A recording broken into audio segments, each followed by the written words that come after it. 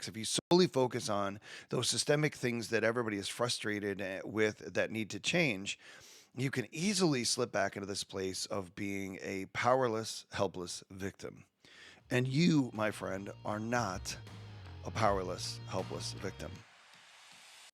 Hey there, Class Kicker. This is Brian with the Kick Some Class podcast, and this is the show that's designed to help you, the educator, kick some class in every area of life, whether that's in school, at home, or in your normal life. And if you are just starting out and you're trying to figure things out, or you're an old grizzled veteran and you're trying not to burn out, this is the show for you. And I recently announced that I wrote a book called Recalculating, and it says a navigation system for educators who are burning out, getting out, or trying to stick it out. So if you missed that video, go ahead and check that out. Today I'm going to be talking about some of the stuff in the video, starting off with this idea of reflection. So I am at the end of a school year. Maybe your school year has just recently ended or is about to end in the next week or so, a couple days, whatever that might be. And it's a perfect time to take on this idea of reflection. It's something that I think is sadly glazed over in our lives because we're so busy and we have so many distractions and things going on. But as we take up this idea of reflection, it's the perfect time in our lives to figure out, how did this year go? Is this something that I want to carry on into next year? And if not, why? And what changes do I want to make? And I'm not really talking about the type of reflection that happens, say, with every lesson. So you try out a different lesson style and you're wondering if, that worked. Did the kids get out of it? Was it worth it? All of those good things are great to do in your routine. But what happens when you get to the end of a school year? Do you actually reflect on what happened in that year to make some changes as you move on? So I'm going to give you a couple of tips and tricks here. First thing I want you to think about is, if you survey your entire year, you got to remember this. You're doing it from the place where you are right now. So at the end of the school year, it's June or it's late May, wherever you are, when you're kind of watching or listening to this. But you might be thinking about your entire year, and it might be a little bit colored based on where you are right now. So at the end of a school year, you might be extremely tired. You might be worn out. You may have done a bunch of fun stuff and connected with your kids, and maybe you're a little bit sad to see them go home for the summer. Maybe you're extremely excited to see them move on to the next grade. But either way, whatever you've got going on, is just kind of keep that in mind, that it may not be indicative of the way your whole year went. But as you think back on your entire year, we need to think about, how did those things impact you and what do you want to do about them moving forward? I realize right now there are so many teachers going through burnout, and it's not just teachers, it's across the board. And there are a lot of reasons why people are going through burnout.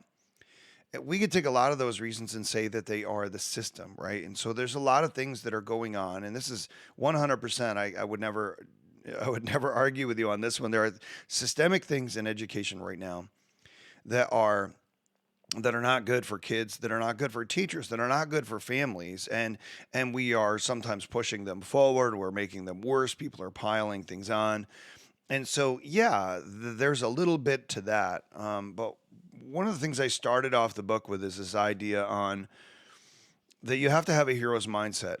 And what I mean by that is not taking away from the systemic things in education right now that are going on and that you have no control over. That's going to be there. And I don't think those things are necessarily going to go away. We're always going to have the box that we have to fit in education. But if you solely focus on the box, if you solely focus on those systemic things that everybody is frustrated with that need to change, you can easily slip back into this place of being a powerless, helpless victim. And you, my friend, are not a powerless, helpless victim. You have 100% control over a portion of what happens to you and what you choose to do. And I think thinking that way is incredibly empowering, because now I can look at what I chose to do in my classroom with my students, with my curriculum, with my time, and I can actually assess those things. Now, of course, I can't control a whole host of other things, but I'm going to focus on what I can control on. And I think those are the things that a lot of teachers might get off topic, maybe just a little bit, thinking about what they can't control. And then you get into this place of depression and helplessness and despondency and cynicism. And those are real. And I really hope that none of you are there, but I know that some of you probably are. And so, what do you do with that? And I'm not going to minimize those feelings, but I think one of the things that you can do is to find a place where you find your power and find that place where you have control, where you have a say, where you can do something about it and then make those changes. And so, as you think back, here's a couple places to look. You're looking at your classroom dynamic. Maybe you're looking at your students, your interactions with people. Let's start there. So you have students, you have colleagues, you have administrators, you have parents. How are those interactions playing into your level of satisfaction with your job, your burnout in your life, and what you carry back and forth with you to school? So thinking through that, there were some places for me as I was going through burnout where I had to establish boundaries with coworkers. And so this is things like I would have my agenda, which I already felt was kind of like right at the top. I couldn't take any more. And then I would have somebody kind of walk in the room and they would want to throw something urgent onto my list. Now, they may not have been thinking things like this. I'm just, from my perspective, it was like, hey, all of a sudden this is urgent to you. It does not necessarily mean that it's got to be urgent to me.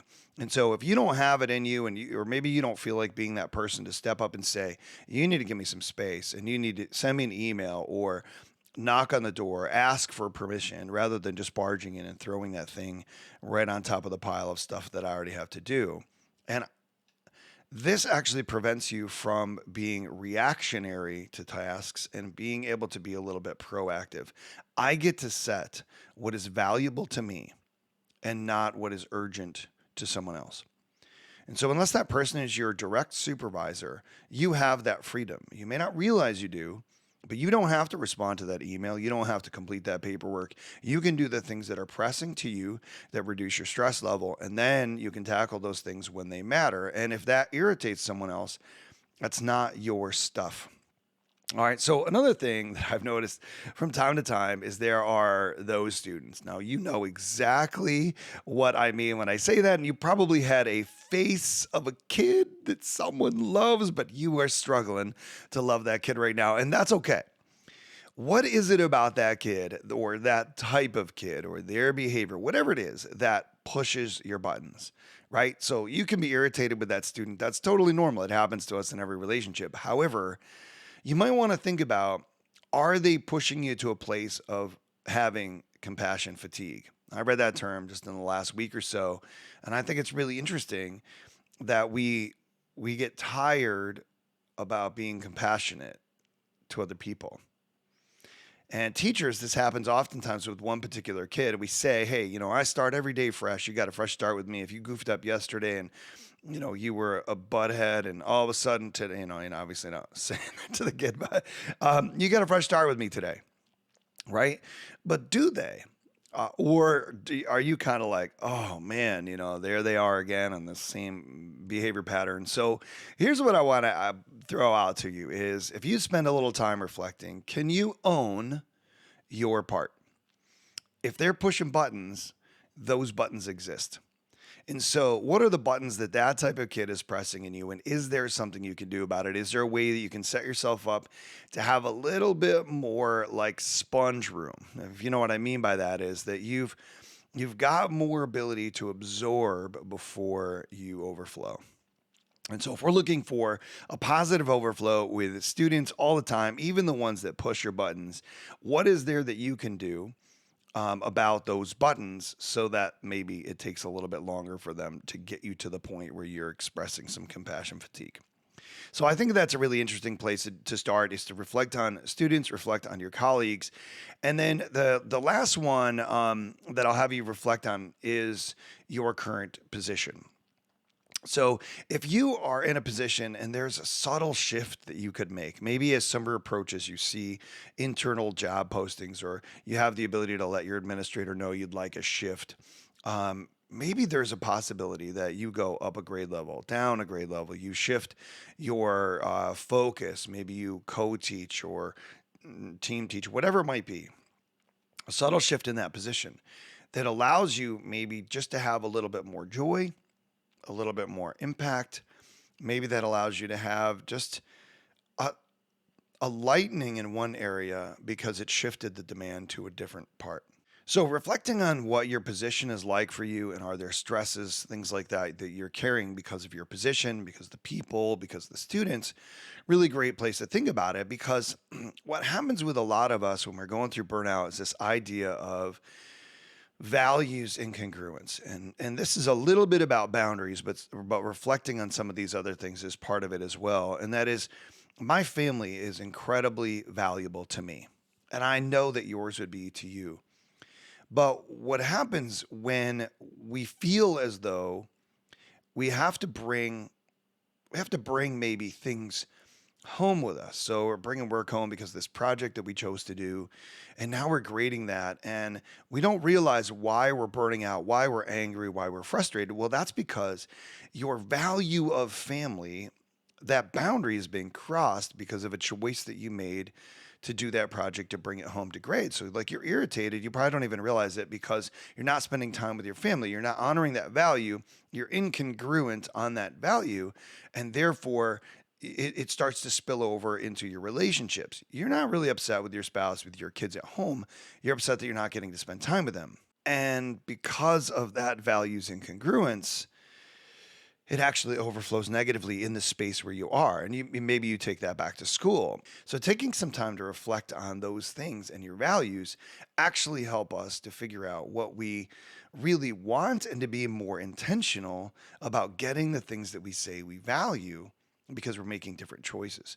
But right now, before you jump full on into summer, before you begin to plan next year, before you begin to Netflix binge and recover, can you take some time to quiet things down, to reflect on what matters to you, how you responded this year, what you want differently next year, and then to make a positive plan to be proactive personally? Sorry about the alliteration, but you get the point.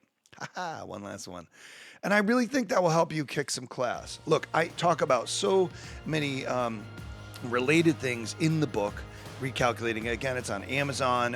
For you guys, coming up, you can get a free chapter of the book on my website, kicksomeclass.com, and go up to the top and click freebies, just to check it out and see, hey, maybe this can help you kick some class in school, at home, and in life.